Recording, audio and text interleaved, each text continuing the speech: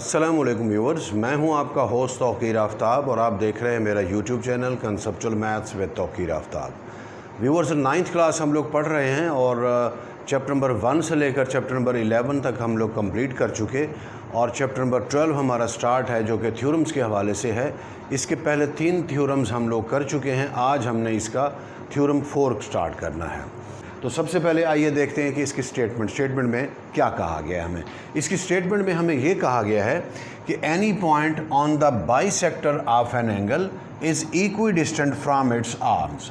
अब इसके अंदर कुछ चीज़ें हैं जो कि जिनकी डेफिनेशन हम ऑलरेडी पढ़ चुके हैं, तो रिमाइंडर के तौर पर इसको भी थोड़ा सा देख लेंगे। सबसे पहले है बाइसेक्टर ऑफ एन एंगल, एक एंगल का बाइसेक्टर। उसके बाद आर्म्स के आर्म्स क्या होती हैं। सबसे पहले देखिए कि बाइसेक्टर क्या है। अगर फ़र्ज़ कर लें हमारे पास कोई एक एंगल है, ऐसे एंगल, इसका नाम हम दे देते हैं ए ओ और ये बी। अब ये एंगल है, फॉर एग्ज़ाम्पल अगर फ़र्ज़ कर लें ये एंगल हमारे पास 60 डिग्री का है, ठीक है। डिग्री जो है ये एक यूनिट होती है जो कि एंगल नापने के लिए यूज़ होती है। 60 डिग्री का एंगल है। अगर हम इस एंगल का हाफ़ कर दें, मतलब 30 का इसे बनाएं, यानी हाफ़ करेंगे तो एंगल ये इस तरह से हो जाएगा, ये भी 30 बनेगा और ये भी 30 बनेगा। देन ये ओ पी जो हमारे पास लाइन है, ओ पी रे जो है, ये क्या कर रही है, ये एंगल ए ओ बी को बाइसेक्ट कर रही है। बाई का मतलब होता है दो, सेक्ट का मतलब काटना। यहाँ पे जो मीनिंग्स यूज़ होंगे वो क्या होंगे, बाइसेक्टर से मुराद ये होगा दो इक्वल पार्ट्स में डिवाइड करने वाली लाइन, यानी ऐसी लाइन जो किसी एंगल को दो इक्वल पार्ट्स में डिवाइड कर दे उसे हम एंगल बाइसेक्टर कहते हैं। तो अब यहाँ पे देखें, ये एक एंगल ए ओ बी है, इसके अंदर ये एक रे मैंने ड्रा की है ओ पी, जो कि एंगल 60 का था उसको 30 में डिवाइड कर रही है, यानी दो इक्वल पार्ट्स में डिवाइड कर रही है।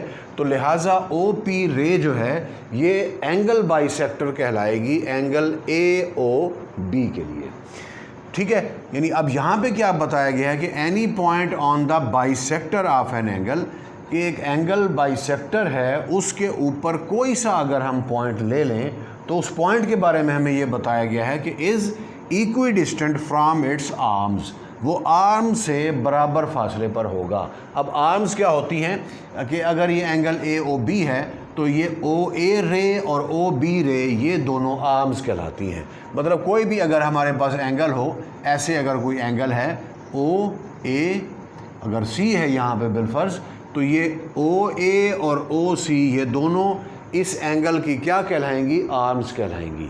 अब हमने क्या प्रूव करना है कि जो एंगल बाइसेक्टर है उसके ऊपर एक पॉइंट आपने लेना है, वो इन दो आर्म से इक्वी डिस्टेंट है। अब देखें इसकी फिगर के अंदर हमारे पास एंगल है ए ओ बी, ये एक एंगल है, और ये ओ एम जो है ये एक रे है जो कि एंगल ए ओ बी को बाइसेक्ट कर रही है, दो इक्वल पार्ट्स में डिवाइड कर रही है। अब इस रे ओ एम पर जो कि एंगल बाइसेक्टर है उसके ऊपर हमने एक पॉइंट ले लिया पी, यानी एनी पॉइंट, वो पी पॉइंट है। अब ये पी पॉइंट के बारे में क्या बताया गया है कि is equidistant from it's arm, ये पी पॉइंट जो है वो ओ ए और ओ बी से बराबर फासले पर है। इसका मतलब ये पी आर और पी क्यू हमने ये प्रूव करना है कि ये आपस में इक्वल होंगे। अब सबसे पहले गिवन देखिए, स्टेटमेंट हो गई, फिगर हो गई। अब गिवन देखें, गिवन में है a point P is on O M the bisector of angle A O B, मतलब ए ओ बी एक एंगल है और ओ एम क्या है, एक एंगल बाइसेक्टर है, उसके ऊपर एक पॉइंट हमने ले लिया P। अब टू प्रूव में क्या करना था, मैंने आपको बताया कि ये पी क्यू और पी आर बराबर है, ये हमने प्रूव करना है।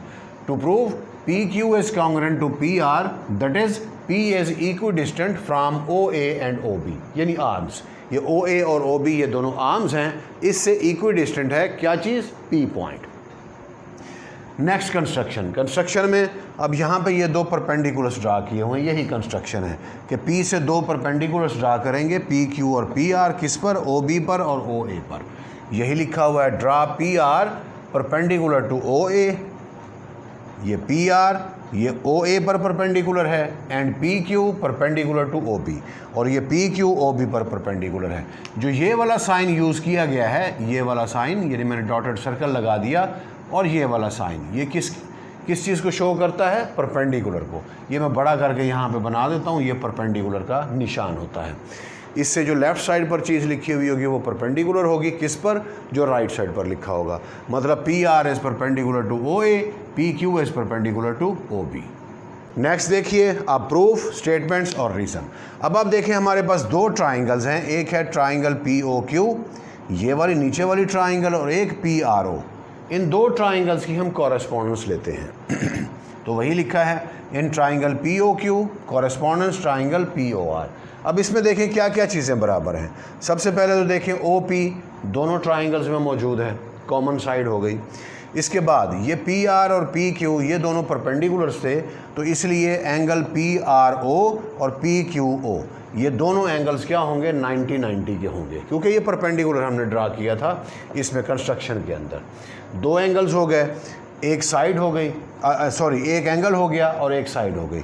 अब नेक्स्ट देखिए, ये जो OM रे है ये एंगल AOB को बाइसेक्ट करती है, इस एंगल को। तो इसका मतलब ये जो दो मैंने निशान लगाए हुए हैं ये क्या होंगे? ये दोनों एंगल्स आपस में बराबर होंगे, आधे आधे होंगे। ये पूरा एंगल जैसे यहाँ मैंने बताया ये 60 का है, तो ये दोनों कितने कितने के होंगे?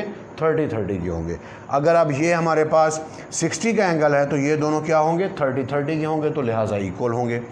अब दो एंगल्स और एक साइड इन दोनों ट्राइंगल्स के अंदर कॉन्ग्रेंट हैं, तो ये AAS पोस्टुलेट है, एंगल एंगल साइड पोस्टुलेट। उसके तहत क्या होता है कि अगर ऐसा हो रहा हो दो एंगल्स और एक साइड कॉन्ग्रेंट हो दो ट्राइंगल्स के अंदर, तो वो दोनों ट्राइंगल्स आपस में कॉन्ग्रेंट होती हैं, लिहाजा ये दोनों ट्राइंगल्स कॉन्ग्रेंट हो गई। अब जब ये दोनों ट्राइंगल्स कॉन्ग्रेंट हैं तो इसका मतलब इस ट्राइंगल की हर चीज़ और इस ट्राइंगल की हर चीज़ कॉरेस्पॉन्डिंगली एक दूसरे के कॉन्ग्रेंट होंगी, लिहाजा PQ और PR ये दोनों बराबर होंगे। ये मैंने बताया है, इसी चीज़ को यहाँ पे हमने प्रोड्यूस करके लिखना है। ये कॉरेस्पॉन्डेंस लिखा, उसके बाद OP is congruent to OP, ये OP साइड दोनों ट्राइंगल्स में मौजूद है, कॉमन साइड है ये। यहाँ पे रीजंस लिखी जाती हैं, ये स्टेटमेंट्स हैं और ये क्या हैं? रीजंस। नेक्स्ट एंगल PQO कौन सा है? ये एंगल PQO यानी ये वाला एंगल 90 का है, क्योंकि ये परपेंडिकुलर लाइन थी। इसी तरह से एंगल PRO ये वाला एंगल ये भी 90 का है। कंस्ट्रक्शन में हमने लिखा था, ये देखें लिखा हुआ परपेंडिकुलर है। परपेंडिकुलर लाइन क्या बनाती है? 90 का एंगल बनाती है। इसी तरह से एंगल POQ ये POQ यानी ये वाला एंगल, और एंगल POR यानी ये वाला एंगल, ये दोनों एंगल्स आपस में कॉन्ग्रेंट है। कहाँ से पता चला? गिवन में, क्योंकि हमने गिवन में लिखा OM क्या है? बाइसेक्ट करता है AOB को। ये AOB है और ये OM है, ये दो एंगल्स आपस में बराबर होंगे। So triangle POQ is congruent to triangle POR, SAA postulate यानी साइड एंगल एंगल पोस्टुलेट। अब ये दोनों ट्राइंगल्स आपस में कॉन्ग्रेंट हो गई हैं, तो इसकी हर चीज़ इसकी हर चीज़ के कॉन्ग्रेंट होगी, लिहाजा PQ और PR ये दोनों आपस में कॉन्ग्रेंट होंगे। मैंने यही लिखा है, hence PQ is congruent to PR। इसकी रीज़न क्या होगी? Corresponding sides of congruent triangles, कि दो हमारे पास ट्राइंगल हैं जो कि कॉन्ग्रेंट हैं, तो उनकी कॉरेस्पॉन्डिंग साइड्स भी कॉन्ग्रेंट होंगी। तो व्यूअर्स ये था हमारा आज का थ्योरम। उम्मीद है कि आपको ये समझ आया होगा। अगर आपको ये वीडियो अच्छी लगी है तो इसे ज़रूर लाइक कीजिए, साथ ही मेरे चैनल को सब्सक्राइब भी कीजिए और मेरा मैसेज अपने दोस्तों तक भी पहुंचाएं कि इंशाल्लाह 9th के बाद हम लोग 10th फर्स्ट ईयर और सेकंड ईयर को ऐसे ही ग्रेजुअली ईच एंड एवरीथिंग देखने की और समझने की भरपूर कोशिश करेंगे। आपका बहुत बहुत शुक्रिया, अपना बहुत सारा ख्याल रखिएगा। अस्सलाम वालेकुम।